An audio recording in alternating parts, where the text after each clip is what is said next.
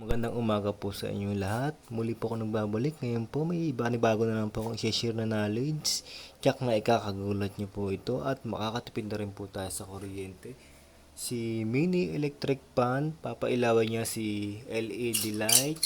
May bulb socket tayo guys. Meron tayong bulb 220 volts. Tapos may mini electric pan 220 volts. Ngayon guys, iaangat natin siya guys para siguradong walang daya.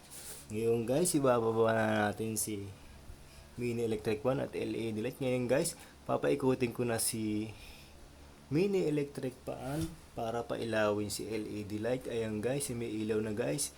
Guys, itong electric fan pwede nating ilabas.